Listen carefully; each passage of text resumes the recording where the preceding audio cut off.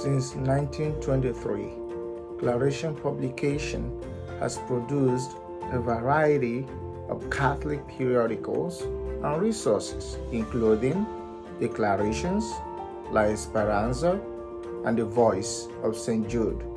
Our most perennial and flagship publication is U.S.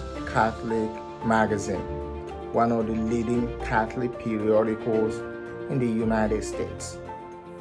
I think U.S. Catholic is different in what we're doing and how we're doing it, whereas we're not strictly devotional, but not anti-devotional.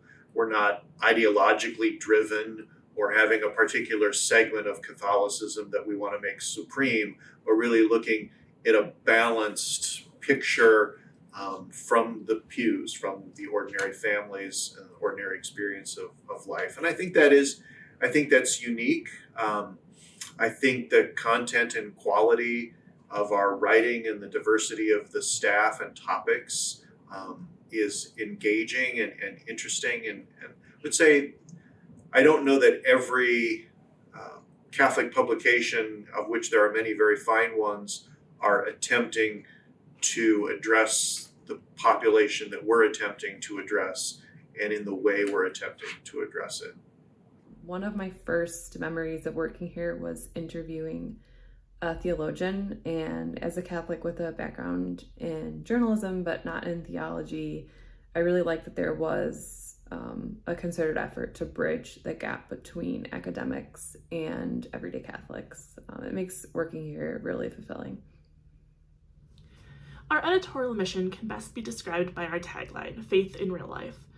The magazine focuses on storytelling, grounding even the densest of theological essays in the lives of everyday Catholics. My hope is that every story we run makes someone think about Catholicism and their spiritual lives a little differently. Whether a personal essay or a reported feature, all of our stories encourage readers to get beyond current splits between traditional and progressive, conservative and liberal, and look at the big tent of Catholicism in a new light. As it was in 1963, our goal continues to be to reach out to both practicing Catholics and those disillusioned by the Church, showing them what the Church can be. To do that, we're meeting people in new ways, not only through print but online, on social media sites such as Facebook, Twitter, and Instagram, through a vibrant email program, and through multimedia initiatives such as podcasts and our award-winning series of video reflections on the Sunday readings. We continue to adapt and innovate to spread the good news of Catholicism to wherever people are. The U.S. Catholic, I think the name is indicative. So we're looking at Catholicism as it's being lived and as our faith is growing in the context of the United States in whatever current historical moment we find ourselves in. So it's a place that can reflect not necessarily academia, not necessarily pastoral and professional ministers, but families and ordinary Catholics trying to grow in their faith, grow in their relationship with Christ, and in the context of our church, and how their concerns and their lives are reflected in the pages of the magazine and the contents and the themes, and both the difficult issues, the easy issues, devotional issues that help us grow in our faith, as well as challenging moral issues, controversial issues, but that it's a place where we recognize people of faith are coming together and reflecting upon the things that affect their lives and that are important to them. I came in on about 1970, and I could see that it was always on the edge at times. Just before I got there, the year before, they had an editorial against Americans being in the Vietnam War, and it was very controversial, and we felt it was the right thing to do. They felt at the time it was the right thing to do, and I agreed with that. And so when I came on board, I was certainly in tune with the magazine, taking a strong stand at that point. So I think the mission is continuing today in a much different way. I had looked at some old magazine, 1970, and while the graphics are a lot different back then, the message is still the same. U.S. Catholic is different from other Catholic publications in the United States because of the diversity of our staff. We are the only U.S. Catholic publication led by a person of color. With the exception of our editor-in-chief, 100% of our senior staff are women, which is also unheard of in American Catholic media. And we have the youngest staff of any Catholic magazine in the United States. Not to mention the fact that our editors represent a wide range of identities in terms of family structure, gender and sexuality, socioeconomic background, and geographical location. This diversity means that we truly and deeply understand the issues that Catholics around the country are wrestling with. And it has made Pope Francis' synodal way a reality in our staff and in the work that we do. Every day, we come together to share our perspectives and acknowledge our differences, knowing that every time we do so, we continue our mission of building the kingdom of God and spreading the gospel to Catholics around the country. U.S. Catholic really centers women, LGBTQ people, young people, racial justice, and ecological justice. And a story that I worked on that I think kind of encapsulates this was about a youth ministry between 4 parishes in Evanston, Illinois, that were working toward reparations and racial justice in their community. And it was a bunch of young people involved in LGBTQ justice and really putting their faith into action. And I had a lot of fun reporting on this story. And yeah, just think it really embodies what U.S. Catholic is all about in terms of just really caring about lay Catholics and ordinary Catholics and what they're doing and how they're living out their faith. A few years before I started working as digital editor at U.S. Catholic, I had a conversation with an acquaintance in the field of religious media. I spoke about the need for greater diversity and inclusivity in Catholic publishing, especially if we were going to address racial justice issues. My acquaintance laughed this off and said, essentially, those are minority demographics. The message I got was that if you're in an already marginalized group among Catholics in the United States, your concerns don't matter. During my time at U.S. Catholic, I have experienced the concept of a synodal church on a practical level. The editorial team's commitment to hearing all voices, especially those who have traditionally been silenced, is reflected in the diverse range of issues we address and the writers we recruit. This practical synodality in the daily work of journalism can't be just checking boxes or using marketing gimmicks. Hearing those whose voices have been drowned out by those in power has to be intentional. We have to ask who isn't being heard and why, and it means sitting and listening.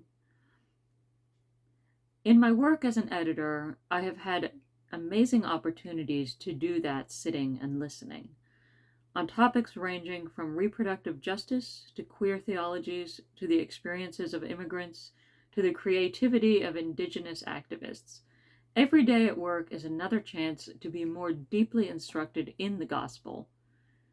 And this is the gift we are offering our audiences as well.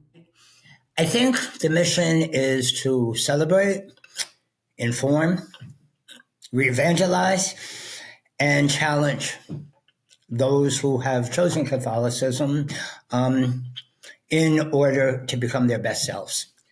Our magazine reflects and addresses and perhaps challenges what everyday Catholics, people in the pews are thinking about and struggling with today, whether it be, anti-Semitism or Islamophobia or women deacons or transitioning students in Catholic high schools. It's something that we're all facing. We're facing that in my high school now, So, but I also think that we provide great opportunities for our audience to express themselves and express their thoughts and their struggles through the regular features that we have in every issue of the magazine, like Sounding Board, like reader surveys, like You May Be Right, like Glad You Asked. And we provide that kind of forum for all of our subscribers. I think that's what makes us unique. I think my best memories of U.S. Catholic center around the art and the title meetings. I think at these meetings, we had the entire U.S. Catholic staff come together, whether it's me, the editor-in-chief, the managing editor, the art director, the editorial assistant, the secretary, and we, but we brainstorms about the article titles and the artwork for the following issue. These meetings really encapsulate the mission of U.S. Catholics so well, because it's so many voices are invited to the table, and all of the voices are honored and respected. And I think these meetings are really an example of a listening church, and I think that's what U.S. Catholic strives to be. Before I started working at U.S. Catholic, I used to work in local journalism, and in that space, I often found the sort of implicit assumption was that we needed to be thinking about what's going to be selling papers, what's going to be getting us the most clicks. And so it was really refreshing to come to U.S. Catholic and be in a space where we're putting mission first, ahead of considering profit and things like that. And that's, in no small part due to the support of the Claretians. And that has really enabled us to have the kind of nuanced and complex discussions that we publish all the time. And I think those are the kinds of things that tend to get lost a little bit, tend to fall by the wayside in other forms of media where you're putting profit ahead of mission. And to me, I think if anything, that is the core of the process of what Pope Francis is talking about when it comes to synodality. It's having those multifaceted, thoughtful, sometimes difficult conversations with other people of faith and letting the Spirit do the work in there. And so I would say if that is what synodality is, then I think that U.S. Catholic has been doing it for decades. I know we have encapsulated our mission when I read letters or comments from our readers. I will never forget the person who commented in a story about how Catholics can talk to small children about sexuality, who said, "I wish someone had talked to me like this when I was little. I would probably have stayed a Catholic had I known that this is what the church could be." Whether in articles about transgender Catholics, whether divorced Catholics can receive communion or get remarried in the church, or how laywomen can take on greater leadership roles in the church, every time someone tells us that they feel seen, I know we're doing our job. As a layperson and a relatively young woman, there have been far too many times where I have felt invisible in our church, despite the title I hold and the role I play as the managing editor of U.S. Catholic. Every time I can ensure that someone else doesn't feel this way, that they see their identity and their perspective reflected in the Catholic Church as a whole, this, to me, is what we are here to do. Claretian missionaries, Sons of the Immaculate Heart of Mary, we don't have specified that we do magazines or publications or even media, as much as taking a step back from that and saying, we proclaim the gospel, we respond to people's needs in ways that are urgent, timely, and effective. And so we've experienced a real change in the role of traditional print media. But whatever happens to traditional print media, there's still the message and the mission that we want to continue to put forth for people to experience and to do all of the things that I was saying we want to do as I described the mission. And so, if I'm looking at the future, I'm looking at vehicles for delivering the content for us being the proclamation of the gospel and the growing in faith. So I would look at print media, digital media, podcasts, videos, other kinds of publications, whatever is going to work and respond to people and be accessible to people. And so increasingly, I think thinking about how we get the message out, and we're not limited to doing that in a certain format or a certain way. And I think that's very exciting. I think there's a lot that is happening, and there's a lot of people who are really gifted and creative in those areas who also share the faith perspective. And so, 6 or 10 years from now, I just imagine there's going to be a lot of really exciting things happening through and in and as a part of U.S. Catholic. Our ministry in Catholic journalism continues to engage the mission of the Church to make God known and unite God's children towards the salvation of the world.